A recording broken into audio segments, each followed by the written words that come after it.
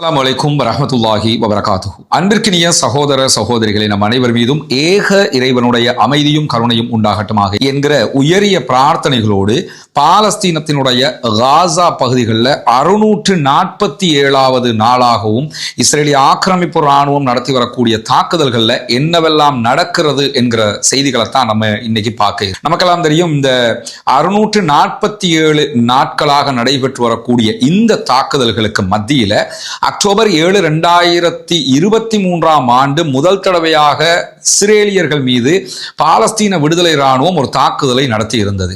இந்த தாக்குதல் தொடர்பான விசாரணை அறிக்கைகள் எல்லாம் அப்பொழுதே வெளியாகி இருந்தது. எப்படி இந்த தாக்குதல் நடத்தப்பட்டது என்று அதுல ஒரு முக்கியமான செய்தி வெளிப்பட்டிருந்தது. என்னன்னு சொன்னா, பாலஸ்தீன விடுதலை இராணுவம் இஸ்ரேலுக்குள்ள புகுந்து தாக்குதல் நடத்தியதில் எத்தனை பேர் கொல்லப்பட்டார்கள் என்பது ஒரு புறம் இருக்க, நியூயார்க் டைம்ஸ் ஒரு அறிக்கையை அப்போதே வெளியிட்டிருந்தாங்க. என்னன்னு சொன்னா, 2023 அக்டோபர் 7 இஸ்ரேலுக்குள்ள நடத்தப்பட்ட தாக்குதல்கள்ல நிறைய வெஹிக்கிள்ஸ் அப்படி எரிஞ்சு சாம்பலாகி இருந்த காட்சிகள் காட்டப்பட்டிருந்தது.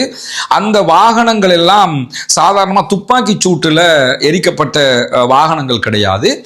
மேலதிகமான ஏவுகணை தாக்குதல்கள் அல்லது அதுக்கு ஒப்பான தாக்குதல்களால் எரிக்கப்பட்ட வாகனங்கள், வெடித்து சிதறிய வாகனங்கள் என்கிற காட்சிகளை வெளியிட்டு அவங்க என்ன சொன்னாங்கன்னு சொன்னா, இஸ்ரேலிய ஆக்கிரமிப்பு இராணுவத்தினுடைய இராணுவத்தில் இருக்கக்கூடிய மிக சீக்ரெட்டான ஒரு முக்கியமான கட்டளை சட்டம், ஹன்னிபல் என்கிற கட்டளை சட்டம் பயன்படுத்தப்பட்டிருக்கிறது என்பதுதான் அதிலே முன்வைக்கப்பட்டிருந்த மிகப்பெரியதொரு குற்றச்சாட்டு. ஹன்னிபல் என்கிற நடவடிக்கை என்னன்னு சொன்னா, தாக்குதல் நடத்தப்படும் போது இஸ்ரேலுடைய இராணுவம் எதிரி படையிடத்துல யாரு அவங்களோட மோதுறாங்களோ அவர்களிடத்தில் உயிரோடு பிடிபடாமல் இருப்பதற்காக தன்னுடைய இராணுவத்தையே இராணுவம் கொலை செய்யும். இதற்கு பேர் தான் ஹன்னிபல் என்கிற ஒரு நடவடிக்கையாக இஸ்ரேல் வைத்துக் கொண்டிருக்கிறார்கள். பொதுவாக நமக்கு தெரியும், யாரு ஒரு இராணுவத்தோட தாக்குதல் நடத்துகிறார்களோ அவங்க என்ன பண்ணுவாங்கன்னா, இப்ப பாலஸ்தீன விடுதலை அமைப்பு இந்த சிஸ்டத்தை மேற்கொள்றது இல்ல. நிறைய வெளிநாடுகள், இப்ப இலங்கையில எல்லாம் எடுத்துக்கிட்டீங்கன்னா, இலங்கையில நடந்த இறுதி யுத்த நேரத்துல எல்லாம் தமிழீழ விடுதலை புலிகள் அவங்க என்ன செய்வாங்கன்னா, சைனட்டை வச்சுக்கிடுவாங்க. சைனட்டை எதுக்காக அவங்க பயன்படுத்துவாங்கன்னா, இராணுவத்திடத்துல உயிரோட பிடிபடுகிற ஒரு வாய்ப்பு வந்துச்சுன்னு சொன்ன சந்தர்ப்பம் ஆயிடுச்சுன்னு சொன்னா உடனே சைனட்டை சாப்பிட்டு அவர்கள் உயிரை மாய்த்துக் கொள்வார்கள். நான் இராணுவத்திட்ட மாற்றதை விட நான் செத்து போறது மேல் என்று அவர்கள் நினைப்பார்கள். ஏன்னா ரகசியங்கள் வெளியே போயிடக்கூடாது, என்னுடைய மக்களுக்கான போராட்டம் என்றெல்லாம் அவங்க அதுக்குரிய விளக்கங்களை சொன்ன காட்சிகள் எல்லாம் நம்ம பார்த்திருக்கிறோம், தெரிஞ்சிருக்கிறோம், அறிஞ்சிருக்கிறோம். இந்த மாதிரி பல குழுக்களும் இந்த வேலைகளை செய்வாங்க. பாலஸ்தீன விடுதலை இராணுவம் இந்த வேலையை செய்யறதில்லை. அப்படி தற்கொலை அவர்கள் செய்வது இல்லை. ஏன்னா மார்க்கத்திலையும் இந்த தற்கொலை என்பது தடை செய்யப்பட்டிருக்கிற காரணத்தினால அவர்கள் இந்த வேலையை செய்யறதில்லை. ஆனா உலகத்திலேயே ஒரு இராணுவம் தான் சிக்கிக்கொள்ள போகிறேன் என்று தெரிகிற நேரத்தில் தன்னோடு இருந்த இன்னொரு இராணுவத்தால் கொல்லப்படுகிற ஒரு சிஸ்டம் எங்க வச்சிருக்கிறாங்கன்னு சொன்னா, இஸ்ரேலி தான் வைத்திருக்கிறார்கள். இதுக்கு சொல்றது ஹன்னிபல் அட்டாக்னு சொல்லுவாங்க. இந்த அட்டாக் அக்டோபர் 7 பாலஸ்தீன விடுதலை இராணுவம் இஸ்ரேலுக்குள்ள போய் தாக்குதல் நடத்திய நேரத்தில் அவங்க நிறைய பேரை பணைய கைதிகளாக பிடிச்சுக்கிட்டு வரும்போது மீதி உள்ளவங்க மேல இஸ்ரேலே தாக்குதல் நடத்தியது, பல பேரை கொன்றுவிட்டு பாலஸ்தீன விடுதலை இராணுவத்தின் மீது பழி போட்டது என்கிற குற்றச்சாட்டு நியூயார்க் டைம்ஸ் பகிரங்கமாகவே முன் வச்சிருந்தாங்க. இப்பொழுது அதற்கும் இன்றைக்கு நடந்திருக்கக்கூடிய சில சம்பவங்களுக்கும் தொடர்பு இருக்கிறது. என்ன தொடர்பு இருக்குன்னு சொன்னா, இன்றைய நாள்ல இஸ்ரேலுக்கு எதிராக பாலஸ்தீன விடுதலை அமைப்பு நிறைய தாக்குதல்கள் நடத்தியிருக்கிறாங்க. அந்த தாக்குதல்கள் என்னங்கிறத நம்ம தனியாக பார்க்க இருக்கிற அதே நேரத்தில் இந்த தாக்குதல்கள்ல ஒரு இராணுவத்தை சேர்ந்த ஒரு சிப்பா, இஸ்ரேலுடைய போர்சஸ்ல ஒருவன், அவன் பாலஸ்தீன விடுதலை அமைப்பு உயிரோடு அவனை பிடிப்பதற்கு அதுக்குரிய ஏற்பாடுகளை பண்ணிக்கிட்டு அவன் உயிரோடு பிடிபட போகிறான் என்பதை தெரிந்த இஸ்ரேலிய ஆக்கிரமிப்பு இராணுவம் என்ன பண்ணாங்கன்னு சொன்னா, அந்த இஸ்ரேலுடைய இராணுவத்தின் மீதே ஹன்னிபல் அட்டாக் பண்ணி இருக்கிறாங்க. ஹன்னிபல் அட்டாக்னா ஏற்கனவே நான் சொன்ன மாதிரி, நீ அவன்கிட்ட மாட்டினு சொன்னா அது சிக்கலா போயிருவேன். இப்போ ஆல்ரெடி இந்த பணைய கைதிகள் விடுதலை பெரிய பிரச்சனையா இருக்குது. இவன் வேற போய் மாட்டிக்கிட்டான்னு சொன்னா என்ன ஆகும்னா, அவனை விடுதலை பண்றதுக்கும் தனியான ஒரு பேச்சுவார்த்தை நடத்த வேண்டி வந்துரும்ங்கிறதுனால என்ன பண்றாங்கன்னு கேட்டா, ஹன்னிபல் அட்டாக்னு இவர்களே அவனை சுட்டு கொண்டிருக்கிறார்கள்.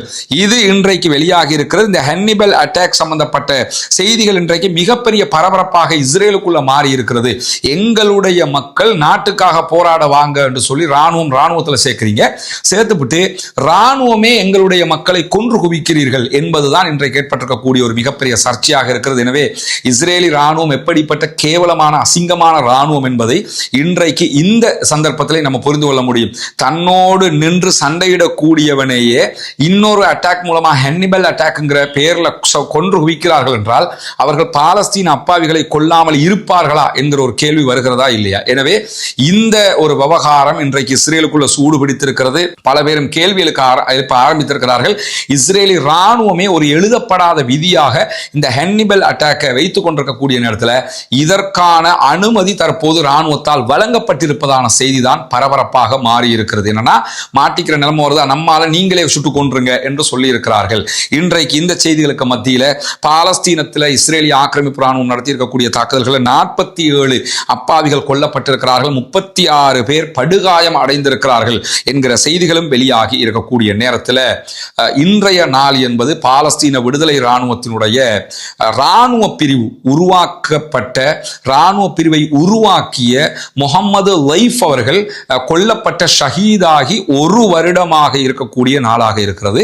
இன்றைக்கு பாலஸ்தீன விடுதலை அமைப்பினுடைய ஊடக பேச்சாளர் ராணுவ ஊடக பேச்சாளர் அபு உபைதா அவர்கள் இது தொடர்பான ஒரு விரிவான அறிக்கையை வெளியிட்டிருக்கிறார். முதல்ல நம்ம என்ன புரிஞ்சுக்கிறோம்னு கேட்டால் அந்த முகமது லைஃப் அவங்கள புரிஞ்சுக்கிறோம். ஏன்னா முகமது லைஃப் பெரும்பாலும் பேசப்படுகிற ஒருவர் அல்ல. பெரும்பாலும் நம்ம யார் இஸ்மாயில் ஹனியாவை பேசுவோம், அதே போன்று ஷேக் யஹ்யா சின்வார் அவர்கள் பேசப்படக்கூடிய ஒருவராக இருந்தார். ஷேக் அகமது யாசின், ஷேக் ரந்திசி இவங்க எல்லாம் பேசப்படக்கூடிய ஆட்களாக இருந்திருக்கிறார்கள்.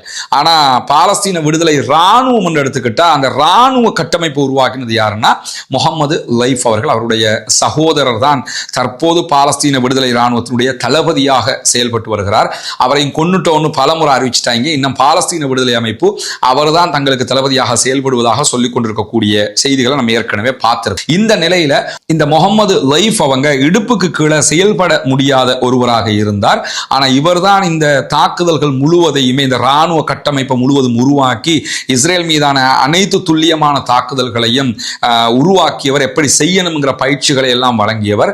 அதை தாண்டி முகமது லைஃப் அவர்கள் பாலஸ்தீன விடுதலை அமைப்பினுடைய கெரில்லா தாக்குதல் முறைகளையும் அவர்தான் உருவாக்கியவர், கற்றுக் கொடுத்தவர் என்று சொல்லப்படுகிற நிலையில தான் இன்றைக்கு அவர் மரணித்து 1 ஆண்டுகளான நிலையில அபு உபைதாவுடைய அறிவிப்பில் அவர் என்ன சொல்றாருன்னா முகமது லைஃப் அவர்களுடைய மரபிலே அவருடைய வழியிலே இஸ்ரேலுக்கு எதிராக எங்களுடைய போராட்டம் தொடர்ந்தும் நடைபெறும், பாலஸ்தீனத்தை விடுவிப்பதற்கான முகமது லைஃப் அவர்களுடைய வேட்கை தொடர்ந்தும் நடைபெறும், அந்த வேட்கையை நாங்கள் நடைமுறைப்படுத்துவோம் என்று சொல்லி அபு உபைதா அவர்கள் வெளியிட்டிருக்கக்கூடிய அறிக்கை வெளியாகி இருக்கு. அபு உபைதாவோட முழுமையான அறிக்கையை பார்த்தா ரொம்ப ஒரு மாதிரியான ஒரு அறிவிப்பது.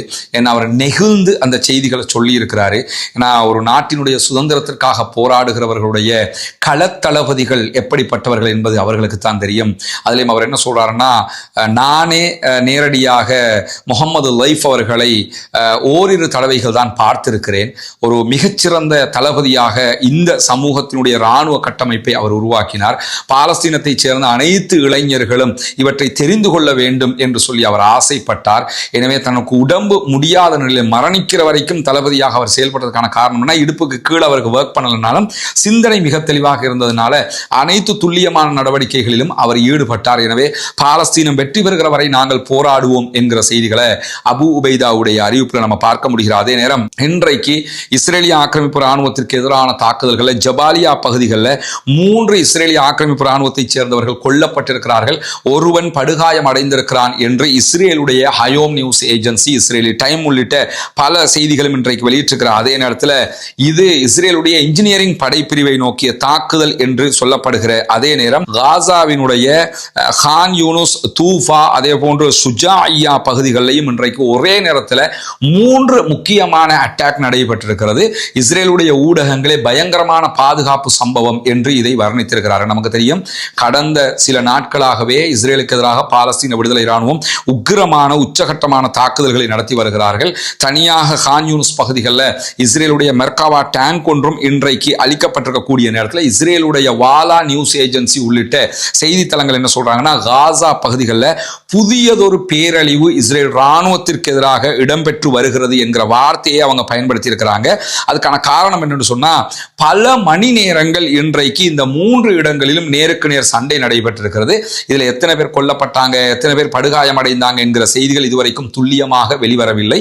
ஆனால் நிச்சயமாக அது வெளிவரும் என்பதிலும் எந்த மாற்று கருத்தும் இல்லை. இப்படி தொடர்ந்து என்ன ஆகுதுன்னு கேட்டால் இஸ்ரேலுக்கு எதிரான மிக முக்கியமான பல தாக்குதல்களை பாலஸ்தீன விடுதலை அமைப்பு நடத்தி வரக்கூடிய நேரத்தில் இன்றைக்கு வெளியாகி இருக்கக்கூடிய ஒரு அச்சமான ஒரு செய்தி செய்தி என்னன்னா, காசாவினுடைய 40% பகுதிகளை அபகரித்து ரஃபாவை குவாண்டனாமா சிறைச்சாலைக்கு ஒப்பான ஒன்றாக மாற்றுவதற்கு இஸ்ரேல் திட்டமிடுகிறது என்கிற செய்திகள் இன்றைக்கு வெளியாகி இருக்கு. நமக்கு தெரியும், தோஹா கத்தார்ல ஒரு சமாதான பேச்சு நடைபெற்று வருகிறது. இந்த சமாதான பேச்சுவார்த்தைகள் ஒரு முடிவில்லாம தொடர்ந்து கொண்டே இருக்கிறது. இதற்கு என்ன காரணம் என்பது பல கட்டங்களில் வெளிவராமல் இருந்த நேரத்தில் இன்றைக்கு அல் ஜசீரா தனக்கு கிடைச்சிருக்கக்கூடிய ஒரு சோர்ஸாக ஒரு முக்கியமான செய்தியாக இதை கொண்டு வந்திருக்கிறாங்க. அதுல அவங்க என்ன சொல்றாங்கன்னு சொன்னா, கத்தார் தலைநகர் தோஹாவுல மறைமுக பேச்சுவார்த்தை இஸ்ரேலுக்கும் பாலஸ்தீன விடுதலை இராணுவத்துக்கும் இடையில நடைபெற்று வருகிறது. இதுல நாங்க உங்களோட சமாதானத்துக்கு வர்றதாக இருந்தால் இப்படி ஒன்று நாங்க செய்ய போறோம் என்று சொல்லி இன்றைக்கு இஸ்ரேல் என்ன பண்றாங்கன்னு கேட்டா ஒரு வரைபடத்தை காட்டியிருக்காங்க. முன்னால் இந்த வரைபடம் காட்சிப்படுத்தப்படும் உங்களுக்கு, அதுல நீங்க பார்க்க முடியும்.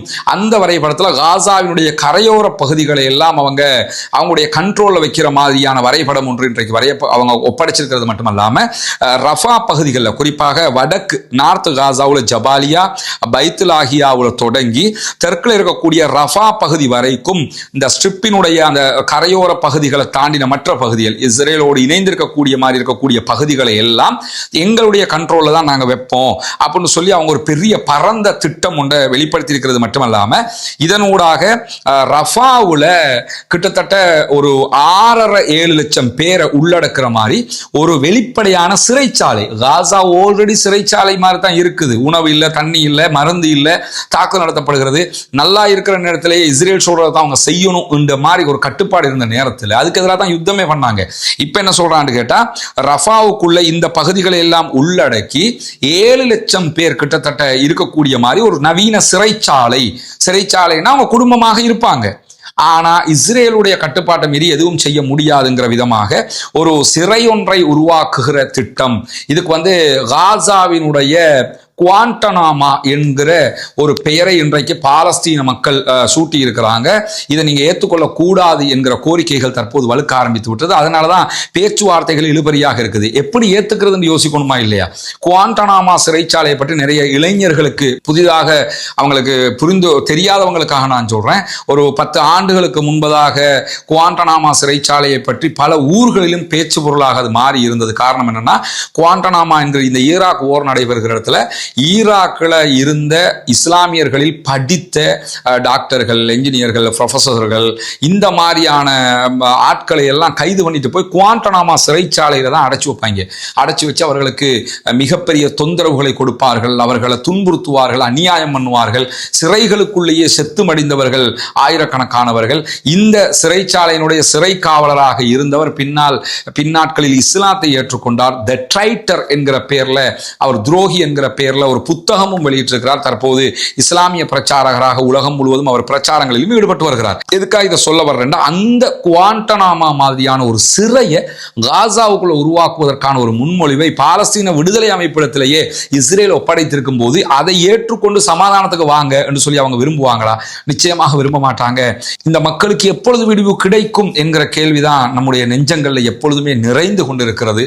அல்லாஹ் மட்டும்தான் அவர்களுக்கு அருள் புரிய வேண்டும். எனவே பாலஸ்தீனுக்காக பிரார்த்தனை செய்யுங்கள், பாலஸ்தீன மக்களுக்காக துஆ செய்யுங்கள். பாலஸ்தீனம் வெற்றி பெற வேண்டும், பாலஸ்தீன மக்கள் சுதந்திரம் அடைய வேண்டும், பாலஸ்தீன மக்கள் நம்மை போன்று நிம்மதியானவர்களாக மாற வேண்டும், வாழ வேண்டும் என்கிற உயரிய பிரார்த்தனைகளோடு பாலஸ்தீன அப்பாவிகளுக்காக பிரார்த்திக்கிறாத நேரம் இஸ்ரேலிய ஆக்கிரமிப்பு ராணுவத்திற்கு எதிராக கண்டிப்பாக குனூத்து நாசிலாவை ஓத மறந்து விடாதீர்கள் ஒவ்வொரு தொழுகைகளிலும் என்கிற கோரிக்கைகளோடு ஜனநாயக ரீதியாகவும் பாலஸ்தீன அப்பாவிகளுக்காக குரல் எழுப்புவோமாக. வாஹ்ரத அல்ஹம்துலில்லாஹி ரப்பில் ஆலமீன்.